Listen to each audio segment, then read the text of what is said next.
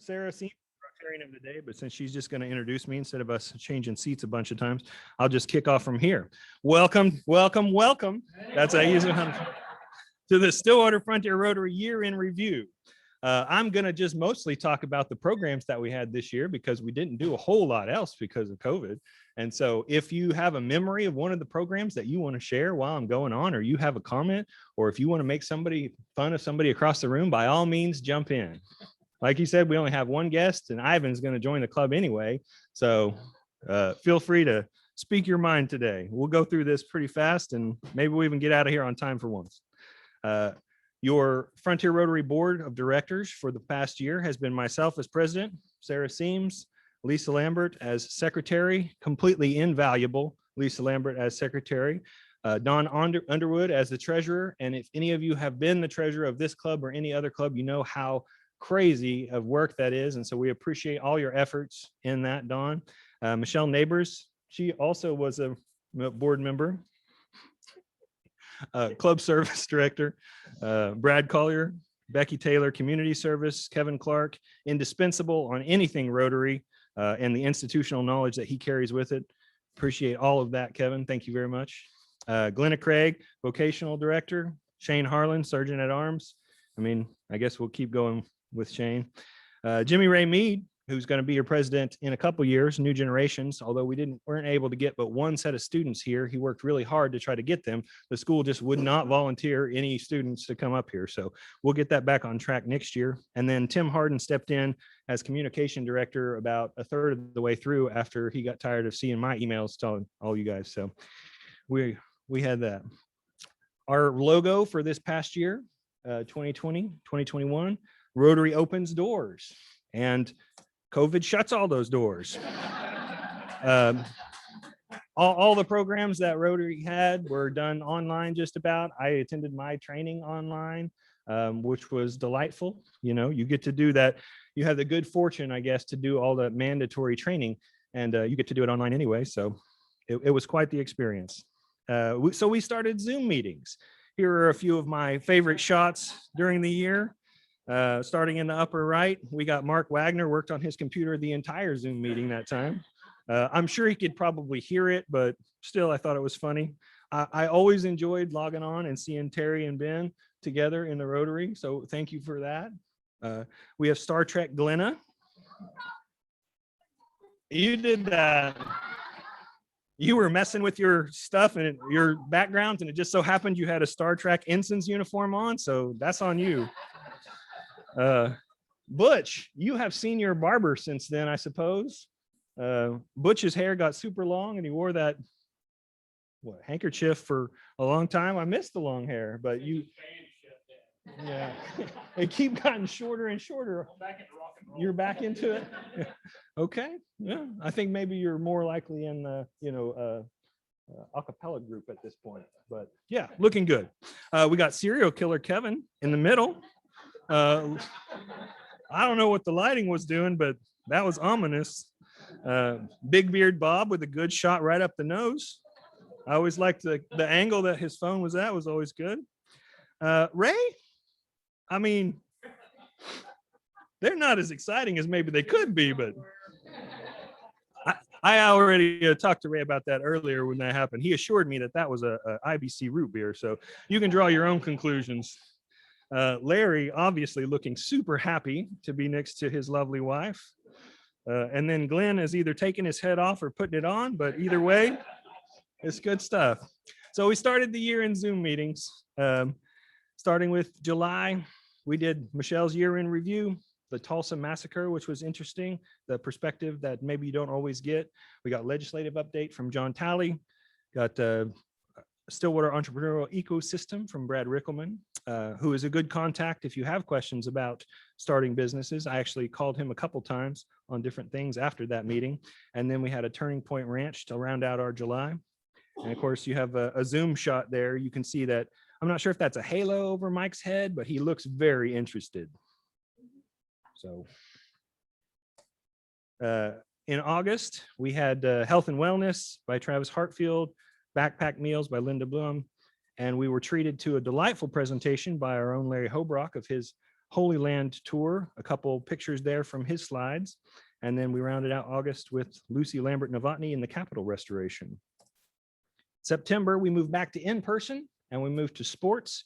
We had a couple sports writers come and speak with us, basketball associate coach Bill Anon and Steve Burrows as trooper gave us lots of good trooper trivia that stayed with us thanks to our sergeant at arms. If you all remember how old you have to be a trooper. Shane, how old do you have to be a trooper applicant? Okay. All right. I'll find him anyway. He annoyed me a lot. Find him $1. This is my microphone. October, we shifted to politics in preparation for November elections. We had state representatives Trish Ranson and John Talley come and gives us the pros and cons, and then more cons about state question 814. And then we had a spirited debate on question 805 by Laura Thomas and Chris Steele. We talked about vaping from the Oklahoma Bureau of Narcotics. And then we went into candidate forums for House 34 and Senate seat 21. Speakers, Glenn Mulready, insurance commissioner. Dr. Glenn Krutz gave us his view of the elections. And as you can see, I got a picture of him there prognosticating as he stares off into the future. Steve Holgren gave us an interesting view of teaching in Tanzania, which was I found really interesting, and which Michelle has mentioned several times that that's what she wants to do when she retires, is go do the, what is it? Teach for America? Peace Corps again, and teach somewhere. Corey Williams, who was really surprised that we were still having meetings in person, came and talked to us about preserving Stillwater's architectural history. We got treated to a program from Mark Howard, Stillwater Domestic Violence and COVID, and then ground air transport solutions rounded out the year. And then after that, we had to go back to Zoom meetings. We had, oh, that's a touch screen. Okay, Zoom meetings. Again, Mike, really excited about being at that Zoom meeting. Another, celebrity cameo from Gary Franklin's cat. Appreciate that. Richard Ayers, I've got that picture because I'm pretty sure he stayed like that the whole meeting. I can't tell you he was asleep for sure, but he definitely had something going on, playing Candy Crush or something. Scott Petty, the example that we should all follow, even on Zoom meetings, he's masked up. Maybe there was someone else in the room, maybe there wasn't, but he was showing us how we should be. So thank you for the Stillwater Medical Center. Larry Hobrock's eating his glasses. So, and then I got a lot of pictures of furniture from your houses where the camera was pointed up or down or left or right. I'm pretty sure this is Roger Gose's office. Maybe not, but either way, lots of pictures of your furniture. So thank you for that. My wife and I have been building a house, and so your examples of decor have been most helpful. You missed it, Richard. I made fun of you for being asleep there.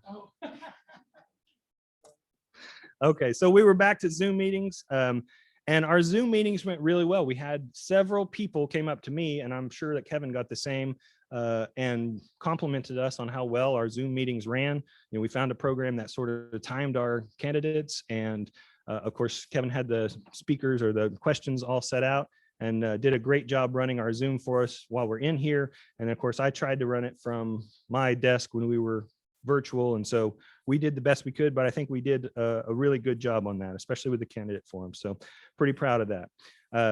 So starting January, David Sasser came and gave us information on, what we need to get the real ID from the Perkins Tag Agency.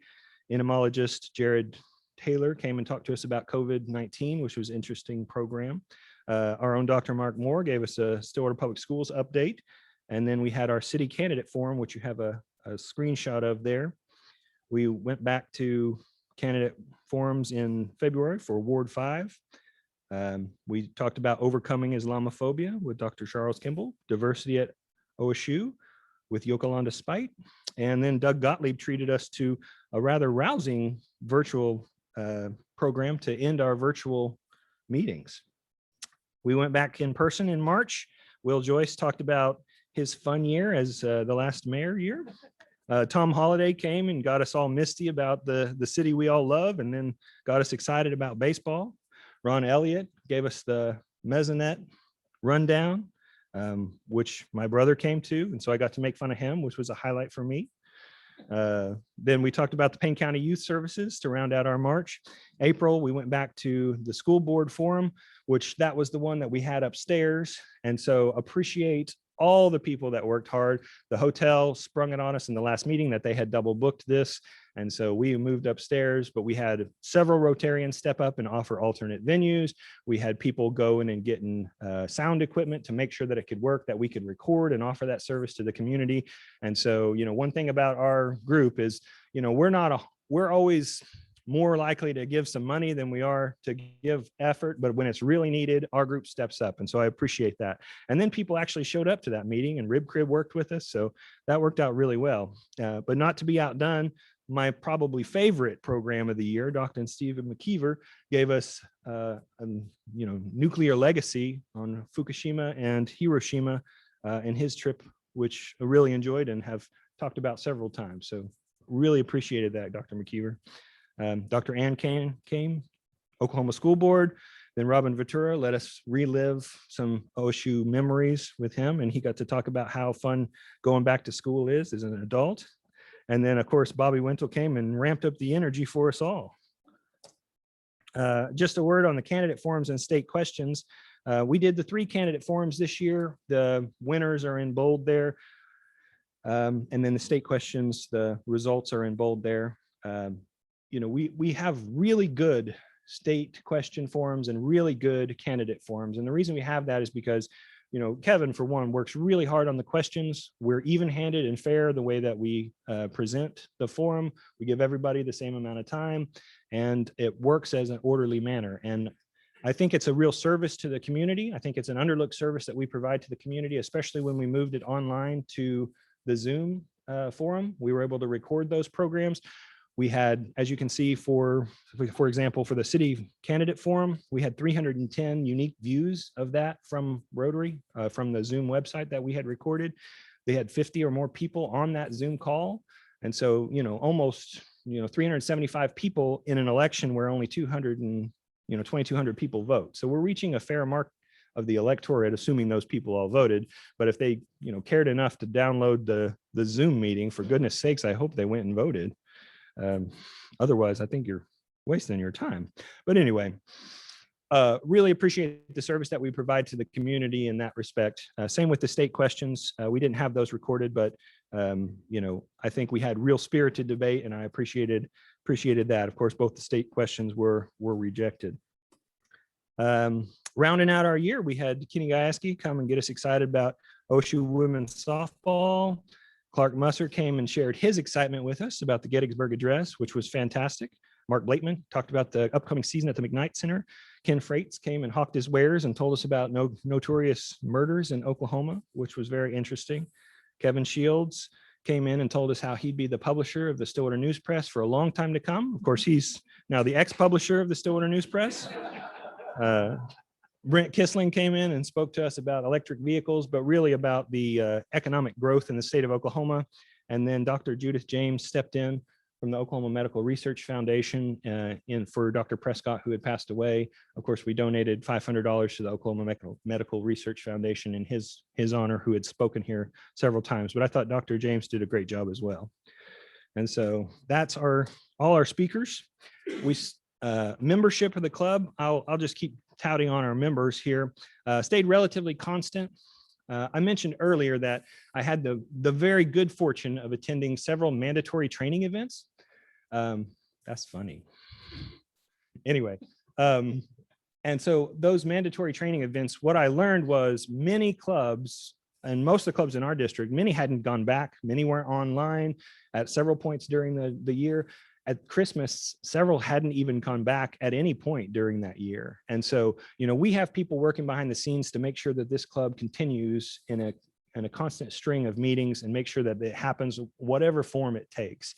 And all these other clubs are worried about their membership, and they're worried about, are people going to come back, and how, are they going to be able to collect their dues from their members when they're not even having meetings, because they're still paying those dues. And so, what I learned was those people have apprehension, but I had none of that fear, because this is a great group of Rotarians. We make sure it always gets done, whatever we need to do, and people participate. We didn't have a lot of people. Everyone seemed to understand the situation we were in. We didn't have a lot of people complain about the fact that, we were still having to charge Rotary dues when we were online only and you weren't getting the meal. Of course, we weren't charging for meals, but still you had to pay your Rotary dues, which we passed completely on to Rotary International because they still wanted to get paid. So we had a lot of people come in and take advantage of the leave of absence, but then most of those people are off now. And so, our club was really lucky in that we didn't have the concerns that a lot of the other clubs had, or the fear for that matter. We had several members resign, but mostly it wasn't related to COVID activities. It was just in any given year, you have people that resign or people that we, finally move off the rolls. Lynn Delott, Kurt Goebel, Justin Mingus, Larry Brown, Deanne McKeever, and Kathy and David Conway all resigned from the club in the last year. Unfortunately, this year we also had the death of Richard Buchanan. Richard was always keeping us other Rotarians on our toes with his wit. He'll definitely be missed. Of course, longtime teacher of accounting and finance at OSU, and a good guy to know, I think, just in general. And so Richard will be missed. And unfortunately, we also had the passing of Carl Reed in April, which was unexpected, at least to me. Longtime dean of college and engineering, architecture, and technology at OSU. Carl always kept the speakers on their toes with his questions, insightful questions. And as president, he was in contact with me quite a bit about things that he would like to see and, ways that he thought we could help the community, which I always appreciated. So Carl Reed will also be missed. Life gives and takes, I suppose. Our club loses members, but we also gained these members this year. Jeremiah Gregory, who's not here. I was going to single him out because he didn't have a picture and he's not pictured there, but next time, maybe I can get Sarah to do it for me. Deb Mack, Jeff Odom, Connie Sauter, and Rachel Conley. Are any of those people in here? Well, we have to get our hooks in those people a little better, guys.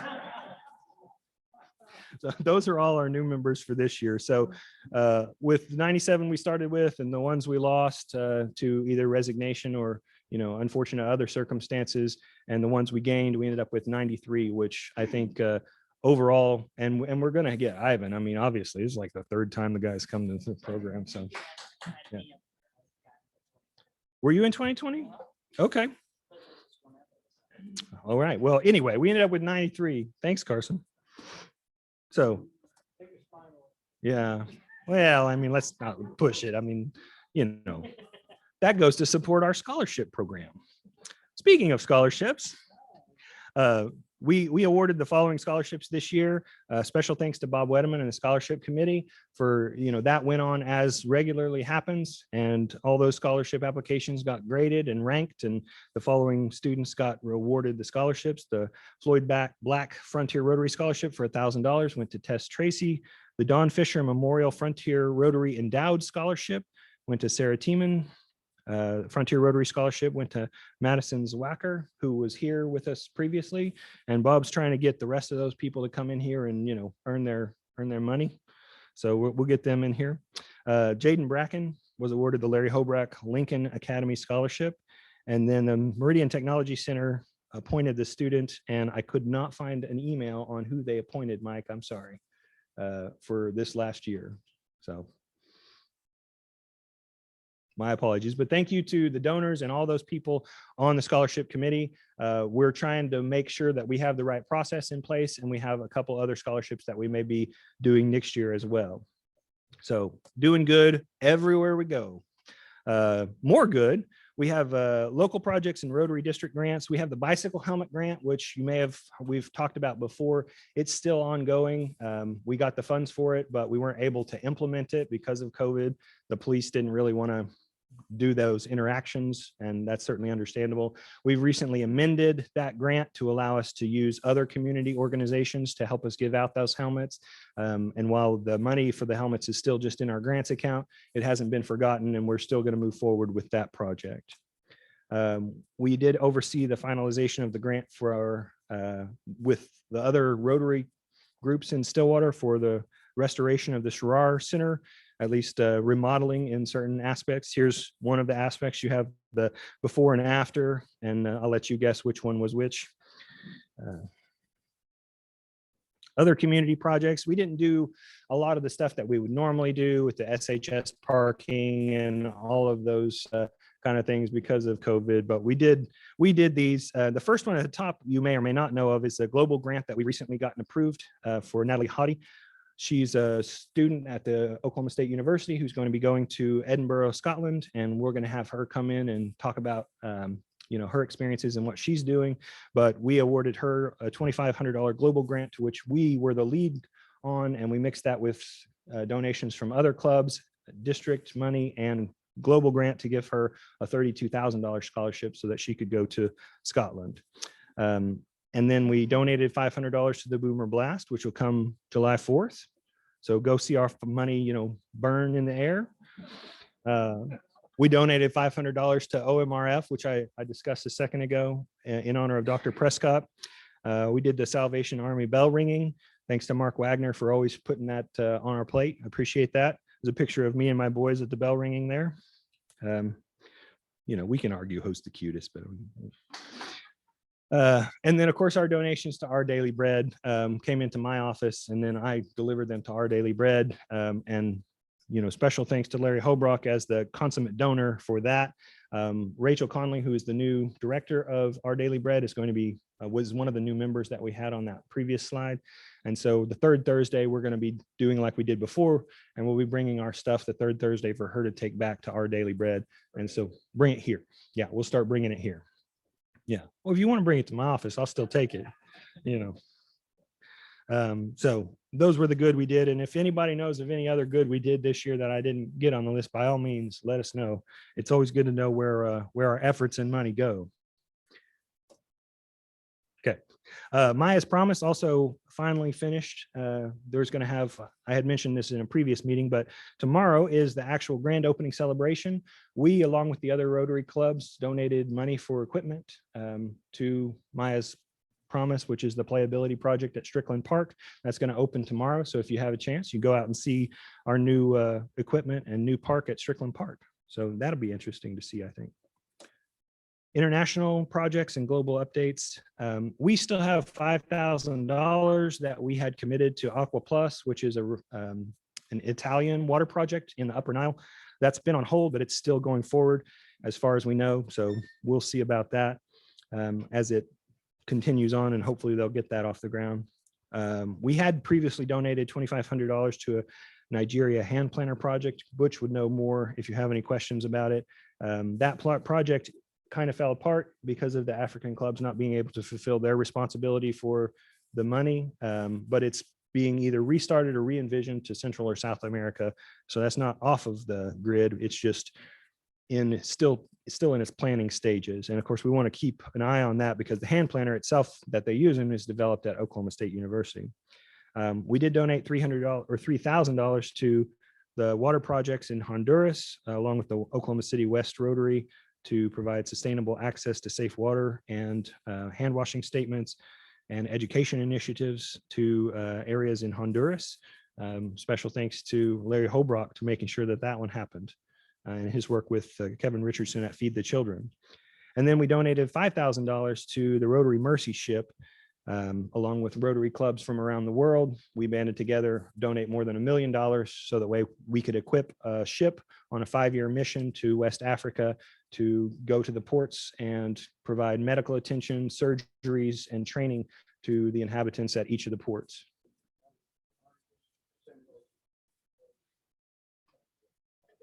Larry says that the Mercy Ship was the largest single international Rotary project to date. And so a lot of good being done there for the next 5 years. Yeah. And so it's nice to be a part of it. Financial situation. These are our bank accounts. We have the operating account, 32,000, roughly 33,000. That's a little inflated as the Rotary calendar year turns over. We have dues that we have to pay to 5750, our district and international Rotary international dues. And at this point, we've also collected sustaining dues that are in that money that we'll have to eventually give out at the end of the year. But either way, a few years ago, you may remember we were questioning what our financial situation is, but I'm proud to report, we are in good financial situation moving forward, and we're on firm ground. Operating account, like I mentioned, in good standing. Grants account has the money for the bicycle helmets as well as a little bit more. And then there's a reserve account, which is left over from me as a treasurer when I said, let's just take a little money and put it in this other pocket in case we run into a situation we can always fulfill our scholarship requirements. So mostly we forget about that one. And then at some point I can say, hey, remember there's some money over here. But that's how I do my finances. Maybe you guys do them differently. Lots of pockets. We have the Oklahoma Community Foundation, our endowment fund, 11,000. Our fiscal sponsorship fund, which is the one we can actually spend to do good. The projects that we haven't funded yet that we have committed to, the money's in there. But also that's the money that we're trying to move towards using just the community foundation money in order to fund all of our good works, both from grants and the community. And so we also have the liability fund, which is our original endowment fund, and then the scholarship endowment fund, both of which have enjoyed very prosperous growth this last fiscal year through no fault of ours.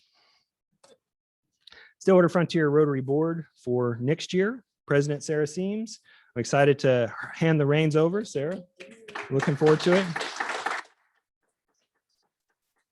President-elect Jimmy Ray Mead, Lisa Lambert continuing on as secretary, Dawn Underwood continuing on as treasurer, and I can tell you, and Kevin Clark, international service. Without those three, I don't know how this club gets done. So thank you.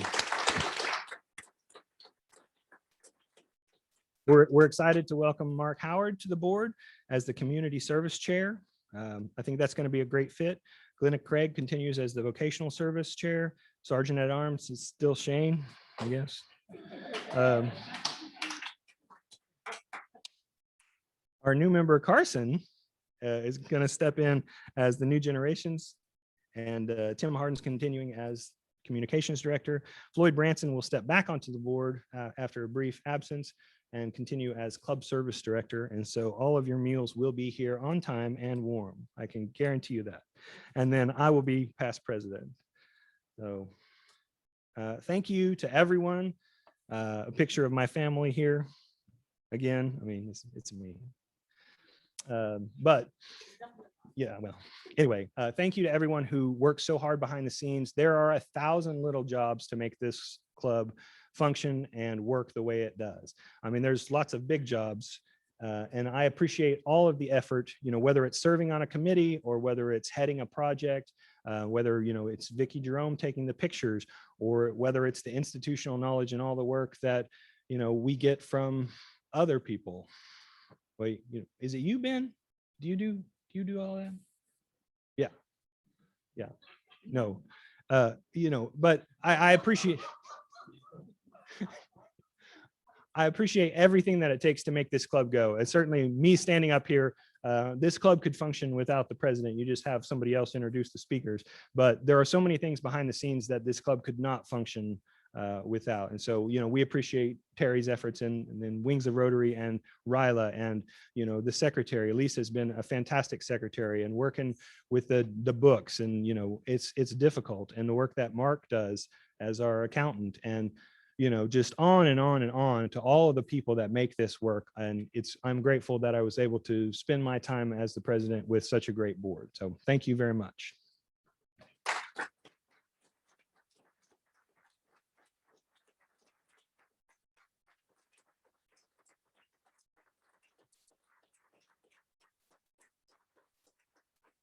So Travis, you do certainly deserve our enthusiastic appreciation for your service the last year during the pandemic, all of your leadership that kept this club running. So we'd like to present you with your gavel and your past president's pin. Thank you. One more round of applause.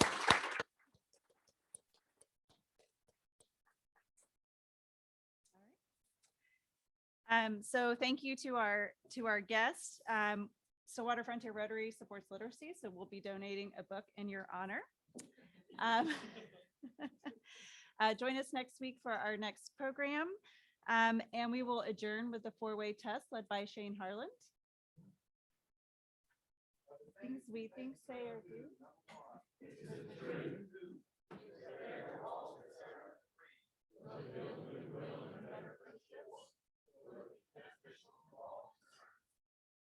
We are adjourned.